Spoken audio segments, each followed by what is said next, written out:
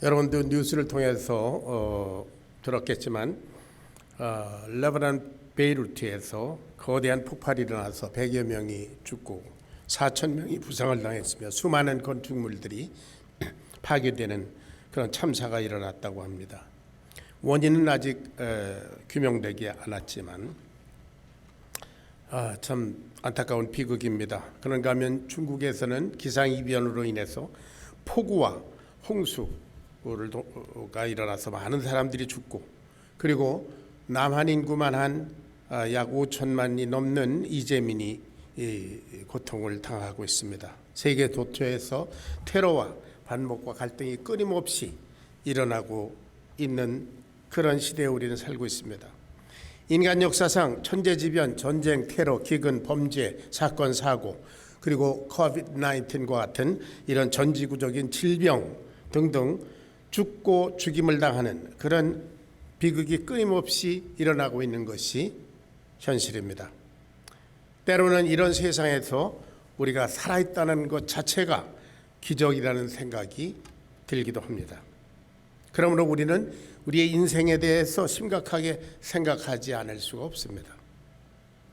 우리는 이런 세상에서 무엇을 위해서 어떻게 살아야 하나? 다시 말하면 우리 인생의 존재 자체와 인생의 목적은 무엇인가?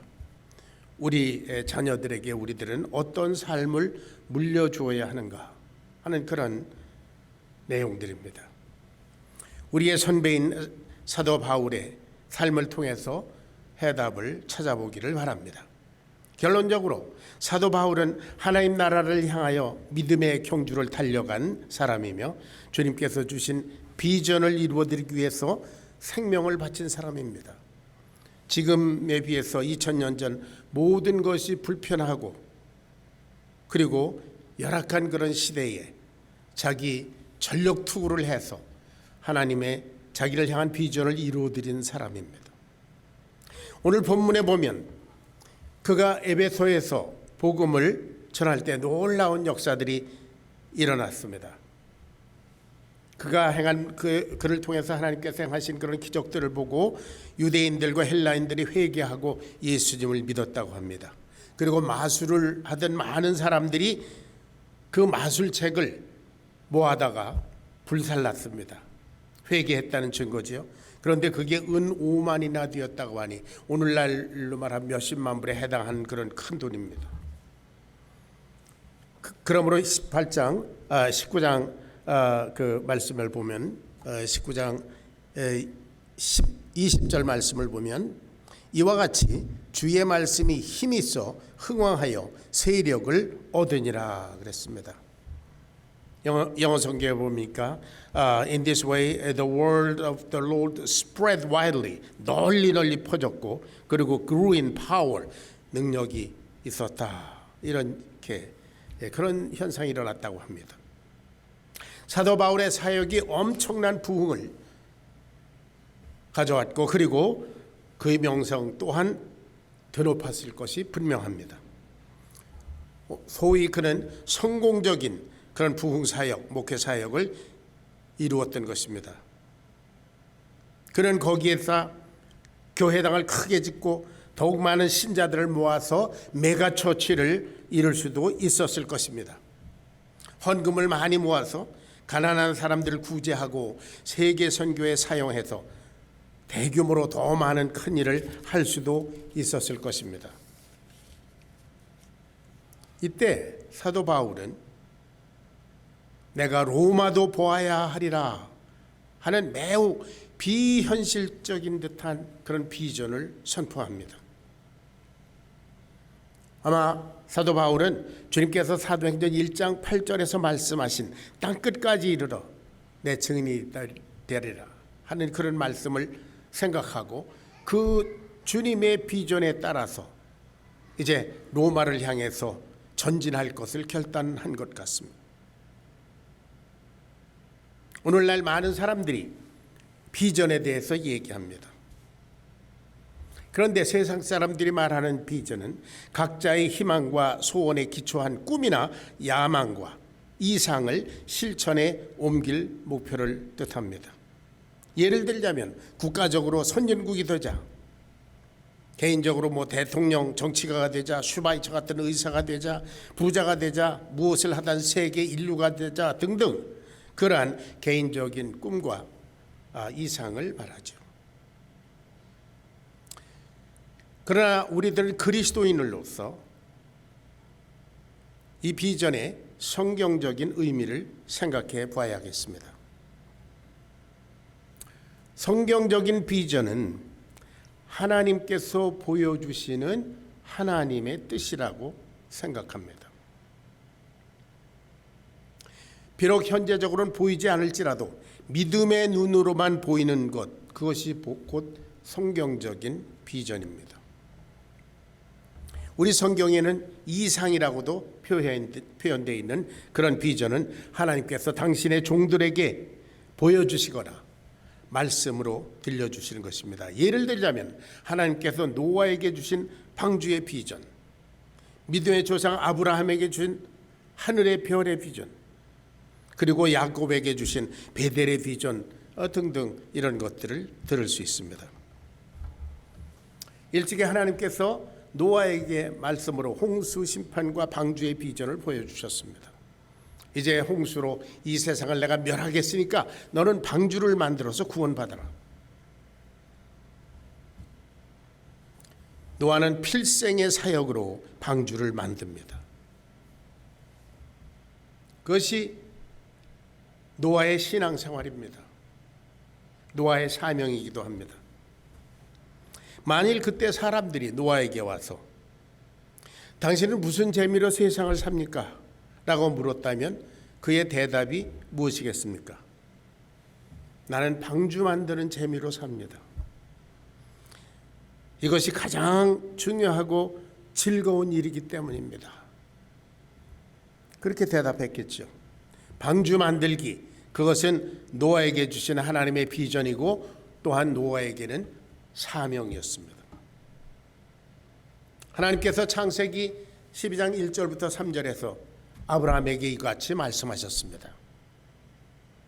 다 같이 읽어보겠습니다. 시작.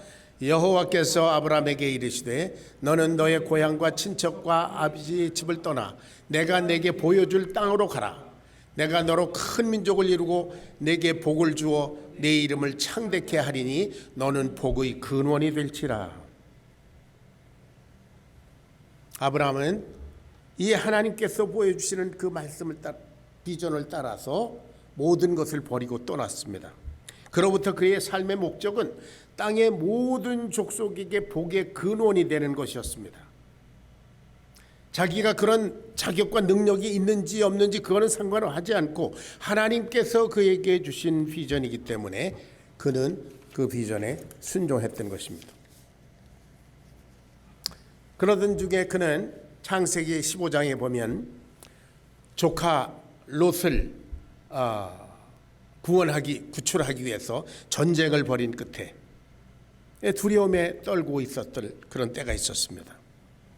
그때 하나님께서 그의 심정을 잘 아시고 아브라함아 두려워 말라 나는 너의 방패여 지극히 큰 상급이다 이렇게 말씀하셨습니다. 그때 아브라함은 그 뜻을 잘 알 수가 없었습니다. 그래서 불평조로 말합니다. 주께서 내게 씨를 주시지 않으셨으므로 내 상속자는 여기 다메섹 엘리에셀로 하겠습니다. 땅의 모든 족속이 너를 인해서 복을 얻을 것이라 하는 그런 하나님께서 주신 비전에서 잠시 멀어져서 인간적인 사람이 됐습니다. 그래서 여기 다메섹 엘리에셀을 내가 아들로 삼아서 그저 오손도손 살겠습니다. 그때 하나님께서 창세기 15장 5절에 말씀하십니다. 하늘을 우러러 뭇별을 셀 수 있나 보라 내 자손이 이와 같으리라.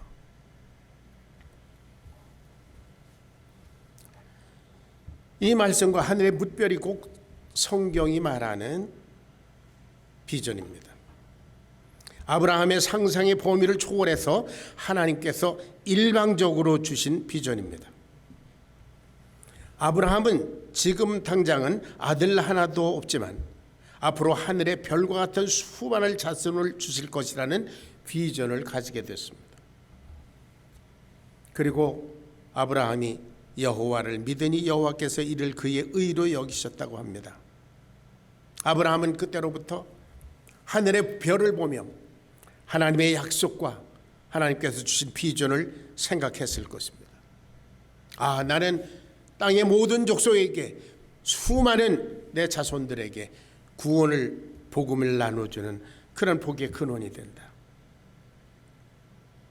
그러나 믿음이 없는 사람들에게는 하늘의 별, 그냥 별일 뿐입니다.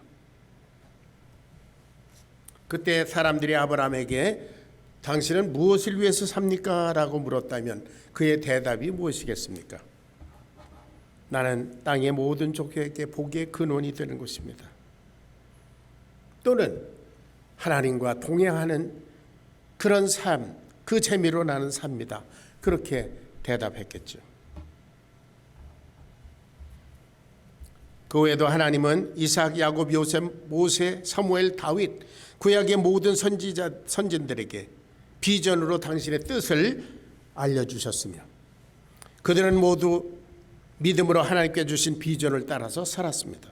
구약의 선지자들도 한결같이 하나님께서 주신 비전을 따라 순종함으로 하나님의 역사에 귀히 쓰임을 받은 것을 우리는 압니다.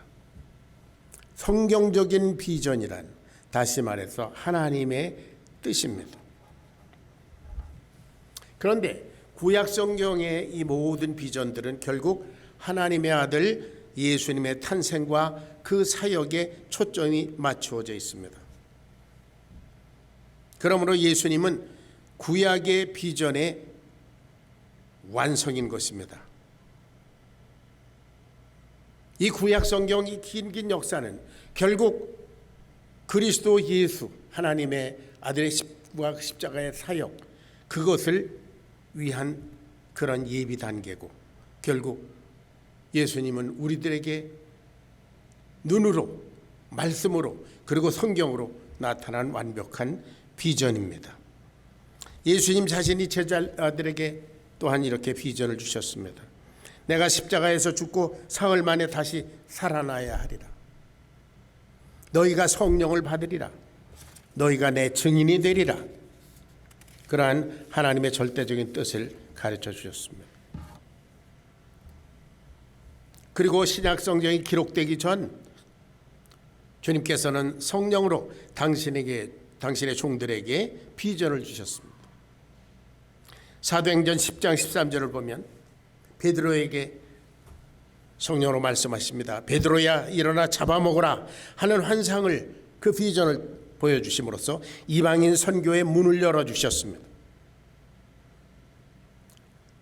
사도행전 16장 9절에 보면 바울에게 그 환상을 통해서 마게도니아 사람을 보여주시고 마게도니아로 건너와서 우리를 도우라. 그래서 아시아로부터 유럽으로의 선교 방향을 바꿔주셨습니다. 그리고 오늘 본문 말씀에도 보면 내가 로마도 보아야 하리라. 그런 비전을 주셨는데 당시 모든 족속이 집합되어 있는 그런 당시 최대의 도시 로마를 향해서 복음을 전할 그런 각오를 다지게 되었습니다. 로마서 15장 28절에 보면 내가 너희를 지나 서바나로 가리라. 아직 로마도 가보지 않은 상태에서 로마인들에게 편지를 쓰면서 나는 너희를 거쳐 서바나까지 가겠다. 결국 땅끝까지 이르러 내 증인이 되리라 하는 그런 하나님의 말씀을, 그 비전을 위해서 이 사람은 헌신한 것을 볼 수 있습니다. 자, 거듭 말씀드리지만 성경에서 말하는 비전은 하나님께서 당신의 종들에게 보여주시는 하나님의 뜻인 줄로 믿습니다. 따라서 우리의 비전도 역시 주님의 뜻을 이루어드리는데 초점이 맞추어져 있어야 합니다. 왜냐하면 우리들은 주님의 사람들이기 때문이다. 그리고 주님은 이제는 성경 말씀으로 우리들에게 모든 비전을 다 주셨습니다. 저와 여러분이 하나님의 뜻, 즉 성경에 계시된 하나님의 비전에 우리 인생의 초점을 맞출 때 비로소 그리스도인들로서 우리가 가야 할 길이 보이게 되는 것입니다. 그렇지 않으면 하나님의 비전이 아니라 자기의 뜻을 성취하기 위한 인간적인 비전이 있을 뿐입니다. 그래서 혹자들은 자기의 인간적인 야망과 꿈을 하나님께서 주신 비전이라고 우기는 사람들도 있습니다. 그래서 영적인 초점이 흐려지고 하나님의 뜻을 오독하는 잘못 읽는 결과를 초래하기도 합니다. 그래서 절대적인 하나님의 뜻이 우리 인간의 야망과 욕심으로 하여 굴절될 수도 있습니다. 그러므로 우리가 무엇을 하든지 간에 우리의 주된 사명은 하나님의 뜻을 이루어 드리는 것입니다. 물론 성경을 통해서 우리에게 주시는 하나님의 뜻을 이루어 드리는 것입니다. 그러므로 우리들은 하나님이 무엇이라고 말씀하시는지 먼저 성경에서 찾아봐야 합니다. 그리고 우리의 그리스도인의 이 세상의 삶은 온전히 하나님의 비전을 이루어드리기 위한 수단이며 통로로 사용되어야 합니다. 성경에 등장하는 모든 믿음의 선배들이 그렇게 살았습니다. 이 세상의 삶 자체는 목적이 아니고 이 세상을 지나가는 방법이고 수단에 불과하기 때문입니다. 그러므로 우리 그리스도인들은 돈벌이도 주를 위해서, 가정생활도 주를 위해서, 자녀 양육도 주를 위해서, 결혼생활도 주를 위해서, 취미생활도 주를 위해서, 이 세상에서 우리가 살아가는 것 자체가 주님을 위해서, 주님께서 나와 여러분들에게, 우리 교회에게 주신 비전을 이루어드리기 위한 수단으로서 살아가야 할 줄로 그렇게 믿습니다. 고린도전서 10장 31절 그 유명한 말씀이 있죠. 우리가 먹든지 마시든지 무엇을 하든지 다 주님의 영광을 위해서 하라. 예수님은 우리의 주님이시기 때문입니다. 이러한 삶은 예수님의 사도들, 목사, 전도사, 선교사와 같은 전문 사역자들뿐만 아니라 예수님을 주로 고백한 모든 그리스도인들이 다 주의 종들이고 하나님의 일꾼들이며 사역자들이며 예수님의 제자이기 때문에 그렇게 살아야 될 줄로 믿습니다. 로마서 14장 8절 9절을 같이 봉독하겠습니다. 다 같이 시작. 우리가 살아도 주를 위하여 살고 죽어도 주를 위하여 죽나니 그러므로 사나 죽으나 우리가 주의 것이로라. 이를 위하여 그리스도께서 죽었다가 다시 살아나셨으니 곧 죽은 자와 산 자의 주가 되려 하심이니라. 그는 주님이십니다. 그분을 중심으로 사는 자들이 정말 그분을 주님으로 믿는 사람들인 줄로 믿습니다. 자, 저는 몇 번 여러분들께 간증을 드린 적이 있지만 창세기 공부를 하는 중에 창세기 12장 1절부터 3절까지의 말씀을 통해서 저의 인생의 비전을 발견했습니다. 내가 왜 이 세상에 살아야 되는지, 무엇을 위해서 무엇을 하면서 살아야 되는지 그것을 확실하게 발견하게 되었는데 그것이 아브라함과 같이 복의 근원이 되는 것입니다. 그러므로 하나님께서 주시는 복, 다시 말해서 구원의 복음을 전하는 성경 말씀을 공부하고 가르치는 것이 저의 필생의 목표라고 그렇게 믿게 되었습니다. 그것이 가장 귀중한 일이고 동시에 내게 가장 즐거운 일이 되었습니다. 그러다가 1981년에 전임 사역을 결단하고 전도사로 임명받고 1982년에 본격적으로 복음 사역에 전념하고 지금까지 이르렀습니다. 제가 생각해봐도 저 자신은 정말 인격적으로나 능력으로나 부족한 점 투성이고 그리고 실수 투성인 사람인데 어떻게 이런 놀라운 결단을 하게 되었는지 제가 생각해도 참 기특할 때가 있습니다. 그런데 성경에 보면 사도 바울이 고린도전서 15장에서 고백한 대로 나의 나된 것은 오직 주님 때문이다. 주의 은혜로라. 할렐루야. 저는 주님의 은혜 때문에 이렇게 살게 된 줄로 확신하고 있습니다. 그러므로 저는 목회를 하는 것이 즐겁습니다. 비록 여러 가지 어려운 점들 물론 있을 수도 있습니다. 그러나 참 나와 같은 천한 것이 거룩하신 하나님의 영광의 사역, 주님께서 내게 주신 그 비전을 이루어드리는 그런 일에 참여한다는 것 자체가 내게 큰 기쁨이기 때문에 저는 즐겁게 목회에 참여하고 있습니다. 누가 내게 왜 목회자가 되었느냐고 묻는다면 나는 이것이 가장 귀중하고 가장 가치 있는 일이고 그리고 따라서 이 일에 헌신한 것이 가장 즐겁기 때문입니다. 라고 담대하게 대답할 수 있습니다. 이것이 주님께서 내게 주신 비전이며 천국에 가서 주님을 뵙고 보고 드리는 것이 최대의 영광이기 때문에 그렇습니다. 사랑하는 여러분, 우리는 그리스도인들입니다. 우리의 최종 목표는 영원한 주님의 나라인 줄로 믿습니다. 그 나라를 향해서 가는 우리의 그리스도인의 삶이 기쁨과 감사와 찬양으로 넘칩니다. 2014년에 제가 LA에서 은퇴를 하고 2014년 1월에 이곳에 왔는데요. 2월 말에 지금 사는 집에 들어가기까지 약 2달 동안을 어떤 집에 잠깐 얹혀 있었습니다. 그런데 얼마나 불편한지 모르겠어요. 한 달 이상을 있었는데요. 그 다음에 모텔로 옮겼습니다. 그래서 거기서 한 보름 동안 있었습니다. 얼마나 불편한지, 얼마나 답답한지. 그래서 새 집을 계약해놓고 사놓고 그리고 에스코로가 클로즈돼서 이사 가기만을 기다렸습니다. 이사 가자. 내 집으로 이사 가자.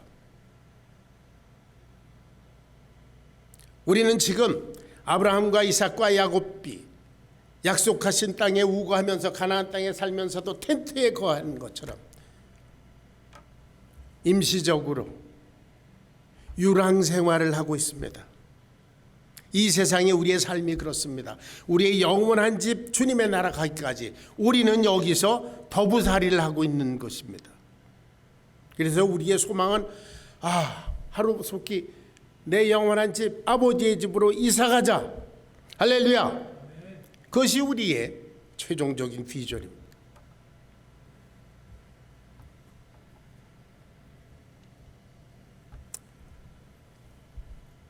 주님께서 우리에게 당신의 나라 천국의 비전을 보여주셨기 때문입니다. 그리고 거기에 이르기까지 우리가 이 땅에서 무엇을 하면서 살아야 될지 그것도 또한 비전으로 말씀으로 주셨습니다. 그것이 그 유명한 마태복음 22장 37절부터 40절까지 있는 위대한 명령, The Great Commandment입니다. 그리고 또한 마태복음 28장 19절 20절에 있는 위대한 사명, The Great Commission. 이 두 가지는 우리 하나님, 우리 주님께서 우리 그리스도인들이 주님 나라 영원한 천국에 이르기까지 이 세상에서 이루어야 될 비전인 줄로 믿습니다. 그래서 우리의 모든 삶은 이 두 가지를 이루는 것에 집중되어야 되고 그것을 위해서 이루어져야 될 줄로 그렇게 믿습니다. 우리는 하나님의 아들 예수 그리스도의 십자가의 피의 은혜로 그 거룩한 하나님의 사랑으로 용서받고 거듭난 하나님의 자녀들입니다. 이 세상에서 그야말로 믿지 않는 다른 사람들처럼 그렇게 살기에는 하나님의 아들 우리 주님께 죄송하지 않습니까? 하나님의 아들 예수 그리스도의 십자가의 그 고귀한 피의 공로를 너무 경홀히 여기는 것이 아니겠습니까?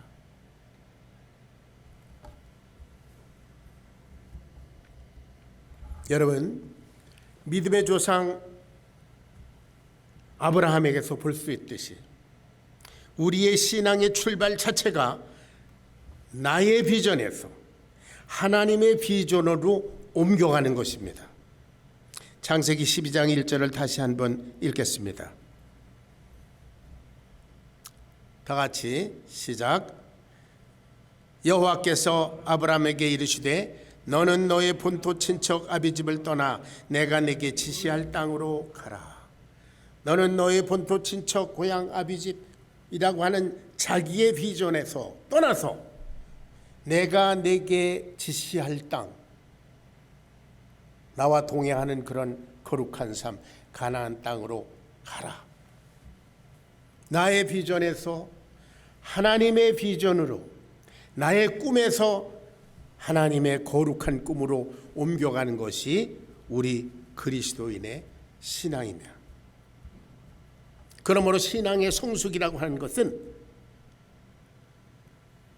나의 삶이 하나님의 비전에 얼마나 접근해 있느냐, 얼마나 접근해 가고 있느냐 하는 것이 우리의 신앙의 성숙도를 나타내는 것입니다.